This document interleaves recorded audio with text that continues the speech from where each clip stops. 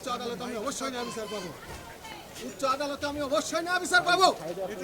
তারাই মেয়ে একলে শুয়ে থাকিছে, পলক শুয়ে থাকছে।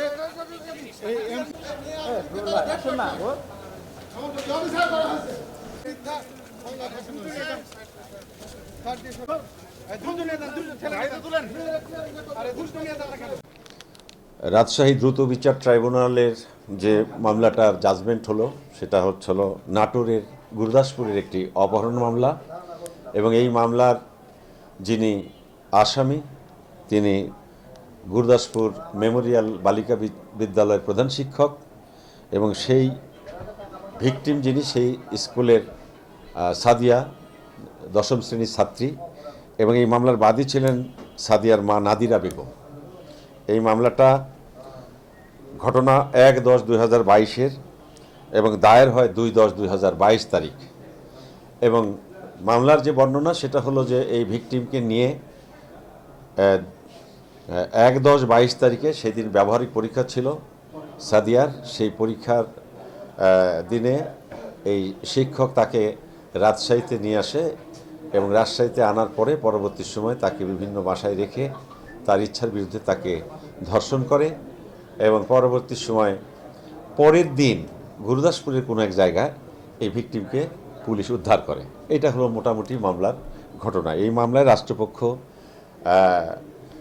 সাক্ষ্য প্রমাণ বিজ্ঞ আদালতে দিয়েছে। আরেকটি কথা বলি, এই মামলাটা প্রথমে নাটোর নারী শিশু আদালতে এটা বিচারের জন্য এটা চার্জ হয় সেখানেই নাটোর কোর্টে। পরবর্তী সময় মন্ত্রণালয়ের স্বরাষ্ট্র মন্ত্রণালয়ের গেজেট হয়ে দ্রুত বিচারে নিষ্পত্তির জন্য আমার এই রাজশাহীর কোর্টে আসে এবং বাদীপক্ষের সাক্ষ্য প্রমাণ এবং সমস্ত কিছু শেষে আজকে 11 তারিখ এই মামলার জাজমেন্ট হলো। আর এই মামলার সিএস দাখিল হয়েছে আপনার গত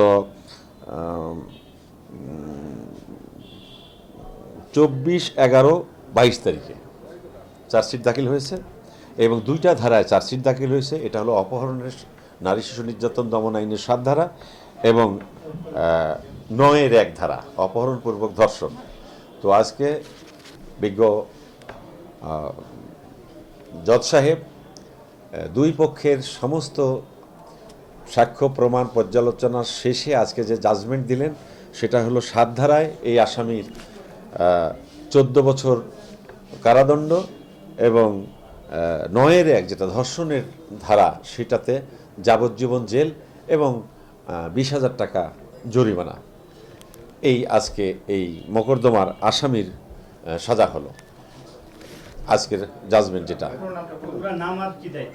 আমি মুন্সি আবুল কালাম আজাদ, আমি আছি এই বিভাগীয় স্পেশাল ট্রাইব্যুনালের, আমি স্পেশাল পাবলিক প্রসিকিউটর হিসেবে পিপি হিসেবে আমি এখানে দায়িত্ব পালন করছি।